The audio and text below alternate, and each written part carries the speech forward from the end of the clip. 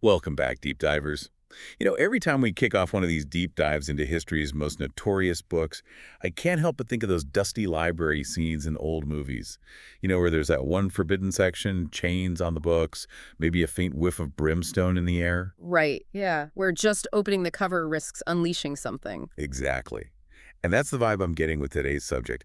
We're cracking open Roger Bacon's Miracles of Art, Nature, and Magic, the Forbidden Genius of Medieval Science. It's episode 93, if you're keeping track. Episode 93, huh?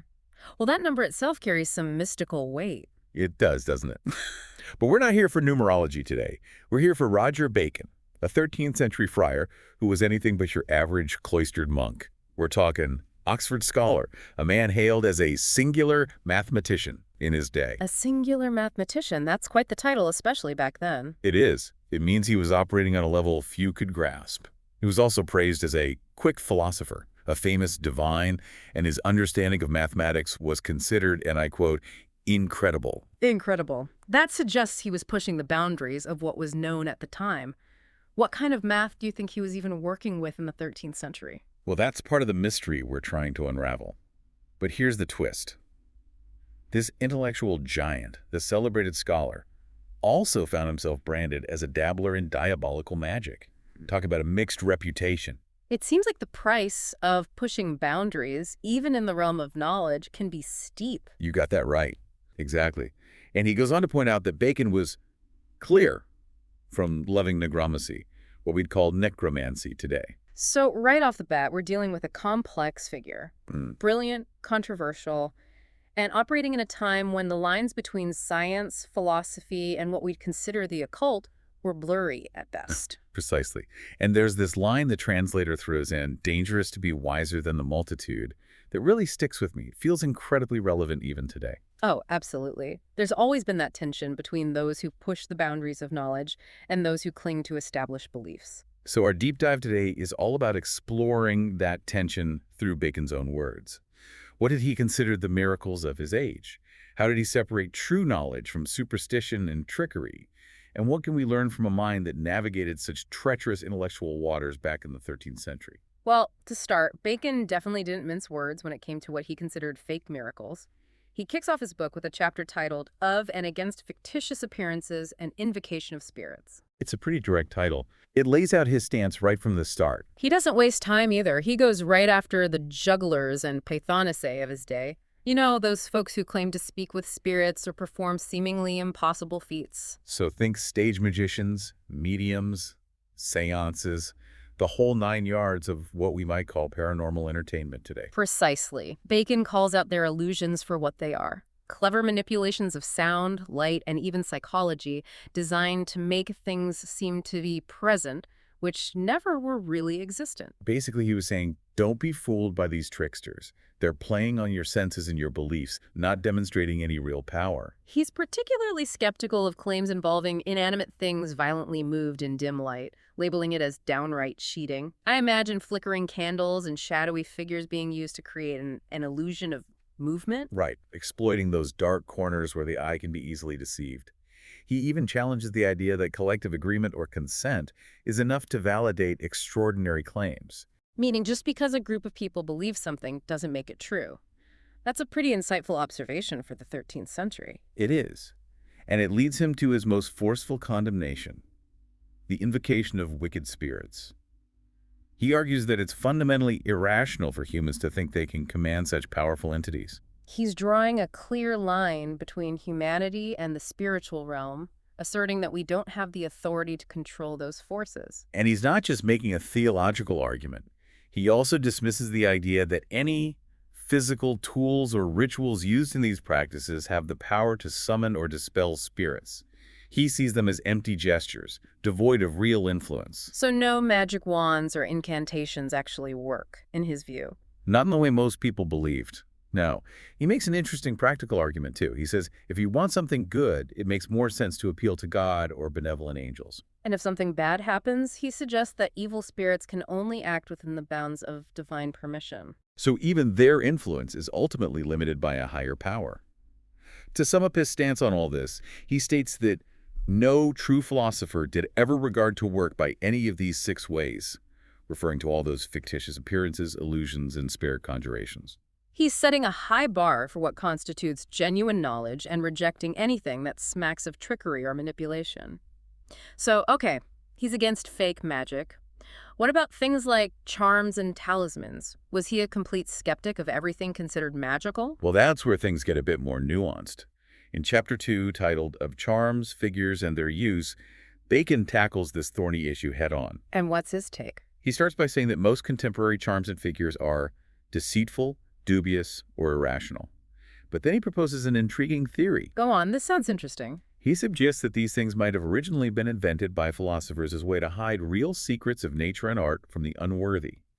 It's like they were using symbolism and coded language to protect their knowledge. So like a kind of early intellectual property protection, keeping the secrets safe from those who might misuse them. Precisely.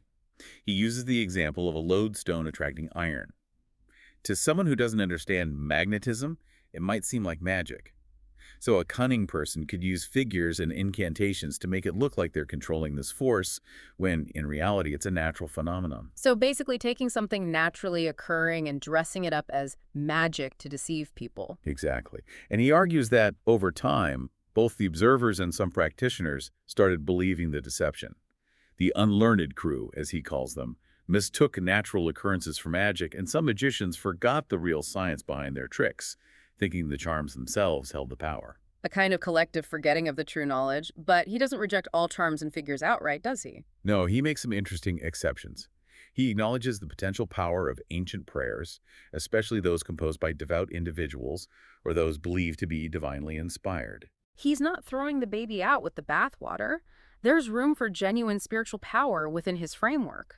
Right. He even cites practices like praying over hot irons or water to determine guilt or innocence, noting that these are sanctioned by the church. So there's a distinction between these sanctioned practices and the more questionable charms used by independent magicians.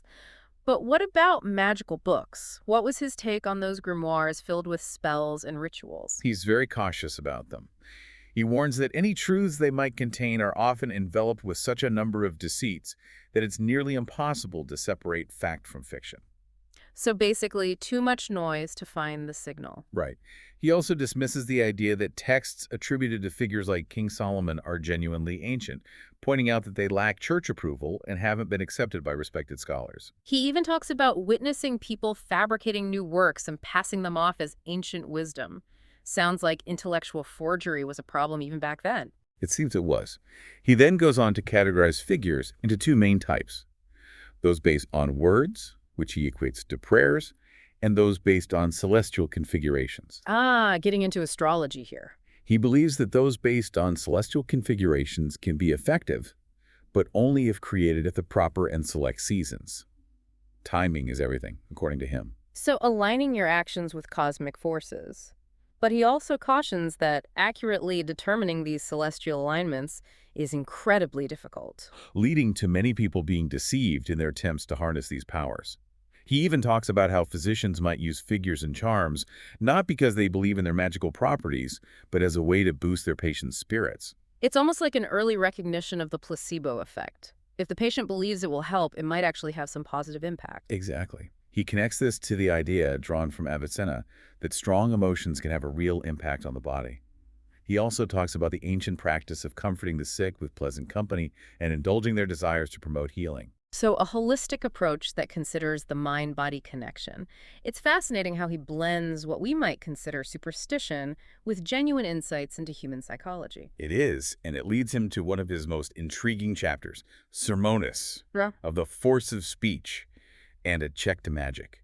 Here he dives into the power of words themselves. That sounds like a topic ripe for exploration. What's his take on the spoken word? He starts by arguing that all things, including humans, emit virtue in species, these active qualities or influences that can impact the world around them. So like a kind of aura or energetic field that we project outward. In a way, yes. And he emphasizes that humans, as the most developed physical beings with rational souls, have a particularly strong capacity for this. We emit heat, spirits, and these qualities that can affect other things. That's an interesting way to think about the impact we have on our environment and on each other. He then goes on to give some rather colorful examples. The basilisk that kills with a glance, the wolf that causes hoarseness if seen first, the hyena that silences dogs with its shadow. Even the way the scent of a male palm tree can influence the fruit of the female. Those sound more like folklore than hard science. They do to our modern ears, but he's using them to illustrate the principle that living beings can exert influence at a distance through these emitted qualities. So a kind of early and perhaps inaccurate understanding of things like contagion or pheromones. It's a mix of that, for sure. He even throws in Aristotle's claim about menstruating women causing mirrors to cloud up and stories of Scythian women with the evil eye. It's a blend of what we'd now consider superstition and early attempts to understand biological processes. It's a real reminder of how knowledge evolves over time. What might seem like a fantastical claim in one era can later be explained by science. But he doesn't just focus on these negative influences, does he? No, he contrasts them with the idea that people with a good and wholesome complexion can actually bring comfort to others. He attributes this, following Galen, to their pure spirits and wholesome vapors. It's like a medieval take on positive energy and the idea of having a good aura. And then he takes this idea further, arguing that a person with a sinful soul, a weak body, and bad intentions can cause more harm because their physical form acts out the thoughts of their heart, amplified by their desires. So negative thoughts and emotions manifesting as negative influence. Basically. Yeah. And conversely, he argues that a healthy young person with strong, positive intentions can powerfully influence things for the better. So the power of positive thinking, but rooted in a more physical understanding of how our thoughts and emotions affect our bodies and, in turn, the world around us. Exactly. And he concludes that great things are achieved through this convergence of causes, with both words and deeds acting as instruments. But he places a particular emphasis on the power of the spoken word. I was wondering when we get back to that. So what's his take on the power of speech? He says words originate from thoughts and desires and are propelled outward by heat and spirits through the vocal passages. And their impact depends on the speaker's constitution, healthy words being beneficial, those from a sick person potentially harmful. It's like the idea that words carry a kind of energetic charge that can affect those who hear them. He even declares that the bare generation and prolation of words joined with desire and intention are considerable in natural operations. Or, as he puts it in Latin, vox viva magnum habet virtutum. The living voice has great power. He's making a strong case for the power of speech, but I'm guessing he also has some caveats given his stance on magic. You're exactly right. He's quick to caution against interpreting this as magic. He emphasizes that words have an inherent natural virtue. It's not about supernatural spells or incantations. So the power of persuasion, inspiration, maybe even the way certain sounds can have physiological effects on the body. Those are all valid interpretations within his framework. And this distinction allows him to then critique those books filled with charms, figures, orisons, conjurations, sacrifices, labeling them as purely magical and lacking a basis in natural or artistic principles. He calls out specific titles like De Officii Spirituum and Liber de Arte Notoria as examples of such texts. So he's drawing a line between the legitimate use of words and what he sees as magical abuses. But I recall he doesn't dismiss all supposedly magical books out of hand. That's right. He concedes that some books with a magical reputation might actually reveal the dignity of wisdom, perhaps using symbolic language to conceal deeper truths, like that intellectual cryptography we discussed earlier. Keeping knowledge safe from those who aren't ready for it. Precisely. He advises readers to embrace books that unveil natural and artificial operations and to disregard those that don't. And he emphasizes the importance of a clear intellect and divine influence in acquiring genuine knowledge. But he always circles back to the idea that all true power ultimately stems from God. So, maintaining a theological grounding, even while exploring natural philosophy. Having established his framework for what constitutes real knowledge, he then shifts gears to showcase what human ingenuity can achieve without resorting to magic. That's where things get really interesting. In Chapter 4, titled Of Admirable Artificial Instruments, Bacon unveils a series of technological marvels that sound like they're straight out of science fiction. Oh, this should be good. What kind of inventions are we talking about? Well, he starts by describing ships that can be steered by a single person and move faster than those powered by crews of oarsmen. Imagine the impact on trade and naval warfare if that technology existed back then. Right. And then there are self-propelled chariots that move with inestimable swiftness, akin to the ancient war chariots, but without any horses pulling them. Basically, he's envisioning the automobile centuries before its invention. And it doesn't stop there. He even describes flying machines where a person sits inside and operates artificial wings to achieve flight, much like a bird. Wow, a 13th century flying machine. That's incredible. He even mentions that while he's never seen one himself, he knows the person who designed it. Yeah. So it's not just a wild fantasy. It's based on some level of theoretical understanding. It makes you wonder what other technological ideas were circulating among scholars back then. It does.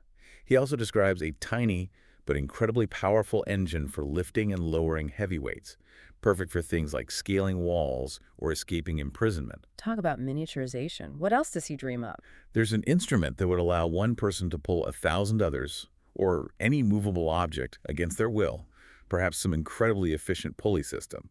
And then there's the underwater walking device that Alexander the Great supposedly used to explore the depths. An early diving suit? It sounds like it. And he concludes this chapter by asserting that such devices have been created in the past and are definitely possible in the present, along with things like bridges without supporting pillars. It's a powerful statement about the potential of human ingenuity when guided by a genuine understanding of natural principles. So he's not just imagining these things. He believes they're achievable through science and engineering. Absolutely. And from these mechanical marvels, he then turns his attention to the wonders of light and optics. Chapter 5, titled Of Perspective Artificial Experiments, explores the remarkable effects that can be achieved by manipulating light rays. Now we're getting into the realm of lenses and optical illusion. Exactly. He describes lenses that can make one object appear as many, one person look like an army, even multiplying the sun and moon, referencing Pliny's observations of multiple celestial bodies caused by atmospheric conditions. Imagine the potential for psychological warfare with those kinds of illusions, making your enemy believe you have a much larger force than you actually do. He even suggests that Julius Caesar might have used such lenses to survey Britain from across the English Channel, essentially describing a rudimentary telescope. So military application for this technology as well. He also describes lenses that can shrink large objects, magnify small ones, alter perceived dimensions, and even reveal hidden things, like Socrates supposedly using one to discover a dragon. That last one sounds a bit more like a tall tale, but the underlying principles he's describing are sound. They are. And then there's the intriguing idea of creating lenses that can project species and poisonous infectious influences at a distance, referencing a story of Aristotle showing Alexander how to project basilisk venom onto a city wall. It sounds like he's envisioning some kind of weaponized optics, perhaps metaphorically. It's a fascinating concept. Yeah. And let's not forget the lenses that can create illusions of treasure heaps within a room. He's basically describing the principles behind later optical illusions, like Pepper's ghost. It's remarkable how much he was able to conceive of just by understanding the basic principles of optics. But of course, he stresses that achieving these effects through a philosophical understanding of nature is far superior to relying on magical trickery. Always coming back to that central point. And he then moves on to even more advanced optical possibilities, focusing light rays to create combustion at a distance, essentially describing a burning lens or mirror. So weaponized optics again, but this time with a more practical application. And finally, he describes the most impressive feat of optical manipulation, creating physical representations of celestial bodies that accurately depict their movements, considering this a greater achievement than a king's crown. A testament to the power of human ingenuity to model the cosmos. It's a beautiful image. From the wonders of optics, he then moves into a broader category of strange experiments in Chapter 6, focusing on achievements that don't rely on lenses or other specific configurations. So expanding beyond optics into other areas of scientific inquiry, what kind of experiments does he cover here? Well, it's quite a diverse collection. He starts with artificial compounds like gunpowder, made from saltpeter and other ingredients, capable of burning at a distance. He even references Pliny's account of using a similar substance to defend a city against the Roman army. So early incendiary weapons. He also mentions Grecian fire, those infamous incendiary weapons used by the Byzantine Empire, as well as perpetual lamps and self-heating waters, ideas that have fascinated inventors for centuries. Always trying to cheat those laws of thermodynamics. It seems so.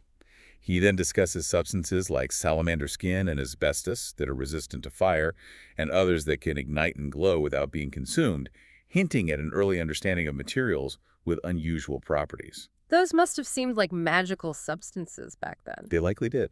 And then there's the artificial creation of thunder and lightning using a small amount of a prepared substance capable of producing a massive explosion and flash of light. Early explosives and pyrotechnics. He even suggests they could be used to overcome cities or armies, referencing Gideon's military tactics in the Bible. So a blend of scientific observation and potential military applications. It's a running theme throughout his work. He then moves on to other strange works that demonstrate human ingenuity, such as the lodestone's attraction of iron, which he points out might seem unbelievable to those who haven't witnessed it firsthand. It's easy to forget how mind-blowing even basic magnetism must have seemed to people who had never encountered it. He also talks about stones that can attract gold and silver, as well as the mutual attraction of plants and the natural tendency of separated parts of living creatures to reunite. It sounds like he's making early observations about magnetism, chemical affinities, and biological regeneration. He then describes a potential device based on Ptolemy's astronomy, capable of accurately representing the movements of celestial bodies, but lacking the natural diurnal motion.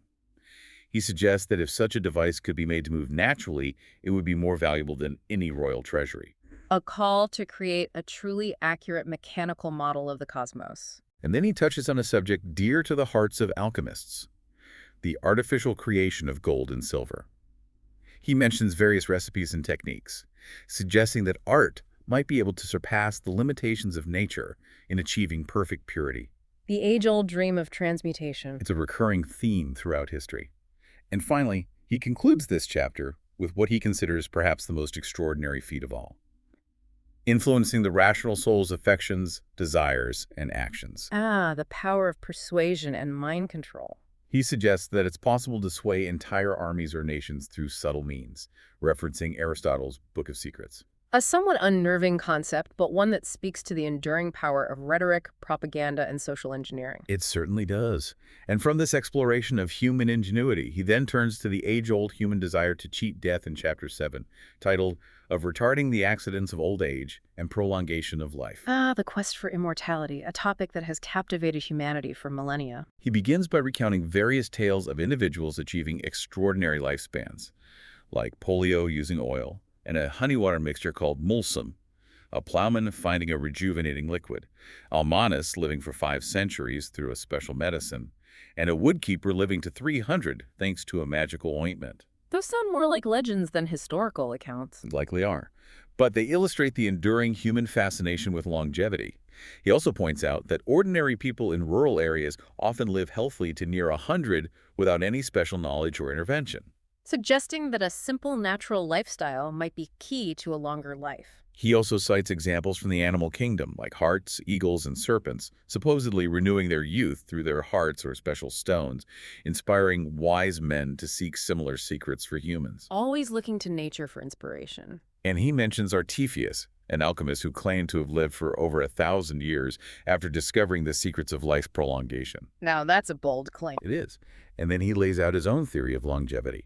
He suggests that humans are naturally immortal, or at least possess the potential to live for incredibly long periods. But the fall from grace introduced various weaknesses and defects that have shortened our lifespans. So death as a consequence of our fallen nature. In a sense, yes. He argues that a perfect regimen of health, encompassing diet, sleep, exercise, air quality, and emotional regulation, could allow us to approach our natural lifespan limit, though he acknowledges that achieving this perfect balance is incredibly difficult. The ideal versus the reality of human frailty. He concedes that completely stopping the aging process might be impossible, but he believes that wise individuals have found ways to counteract those inherited weaknesses and potentially add 100 years or more to our lives. Still a significant extension, but then the obvious question arises. If this is possible, why haven't great minds like Aristotle, Plato, Hippocrates, and Galen achieved such longevity? He addresses this head-on, arguing that they simply lacked access to knowledge discovered later and were focused on other pursuits. He uses the analogy of the quadrature of the circle, a mathematical problem that was possible to solve, but unknown to Aristotle. So knowledge builds upon itself over time. Precisely. And he argues that even ordinary people in his time would soon understand things that were unknown to past intellectual giants. So, having explored all these marvels of art and nature, he then turns to the question of why such knowledge is often kept hidden. Chapter 8, titled Of Obscuring the Mysteries of Art and Nature, delves into the reasons behind the secrecy. He starts by quoting Socrates and Aristotle, who believed that sharing such profound secrets with the unprepared would lead to their misuse and mockery, violating a heavenly seal. A sense of responsibility and the potential dangers of knowledge in the wrong hands. He then brings up Aulus analogy of offering lettuce to a donkey content with thistles, suggesting that revealing profound mysteries to those who can't appreciate them is pointless. He also emphasizes that the beliefs of the masses are often wrong when it comes to science and art. There's a clear distinction between the uninitiated and those who have truly earned their understanding. And he argues that the main reason wise individuals hide their knowledge is because the masses tend to ridicule and misuse anything they don't understand. So protecting knowledge from those who might twist it for their own purposes. He then outlines the various methods used to conceal these secrets, using specific characters, verses, enigmatic language, even writing in ways that obscure the meaning, like omitting vowels, mixing alphabets, or creating entirely new alphabets. So a kind of linguistic cryptography. He even mentions a technique called ars notoria, the art of concise notation in writing, suggesting it might be relevant to future discussions of profound secrets. All very intriguing. And that leads us to the final chapters, which delve into the creation of the philosopher's edge. Chapters 9, 10, and 11 are where Bacon gets really alchemical. We're talking cryptic recipes, symbolic language, and the pursuit of transformation. Not your average breakfast recipe. Definitely not. The philosopher's egg is a central concept in alchemy, often seen as a step towards creating the legendary philosopher's stone. The mythical substance capable of transmuting base metals into gold and granting immortality. These chapters are filled with terms like calyx, oil, argentum vivum, which is mercury, sulfur, and arsenic, but they're not used in their conventional sense. It's all very symbolic and alchemical.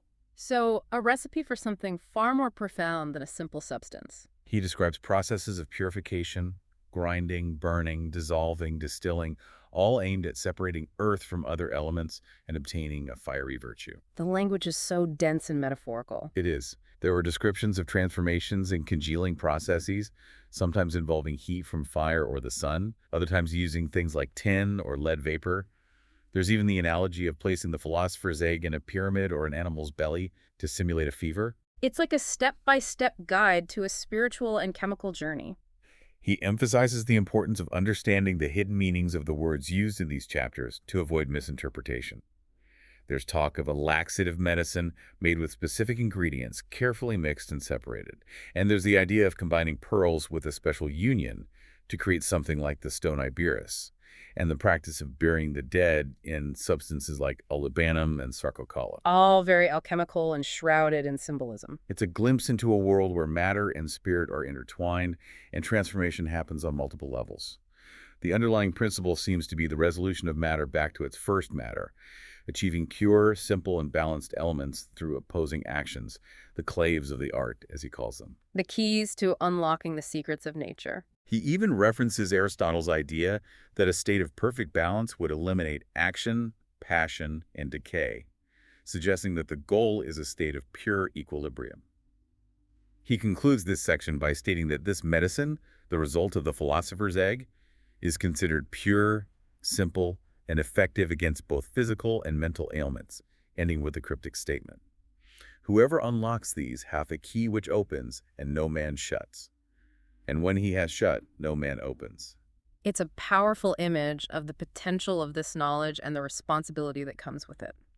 So, after this deep dive into Roger Bacon's world, we're left with a portrait of a complex and contradictory figure. A man straddling the line between science and what we might consider magic, trying to separate genuine knowledge from superstition and deception. He was a visionary who imagined incredible technological advancements, a keen observer of the natural world, and an explorer of the hidden realms of alchemy. He challenged the boundaries of knowledge in his time and ultimately paid the price for his intellectual boldness. And his work leaves us with some enduring questions. Where do we draw the line between science and the unknown today? What constitutes a miracle in our modern world? Are there still secrets of art and nature waiting to be unlocked? Or have we simply replaced magic with technology? It's something to ponder as we continue our exploration of the most intriguing and challenging books in history. Thanks for joining us on this deep dive, folks. We'll see you next time for another adventure into the Occult Archives.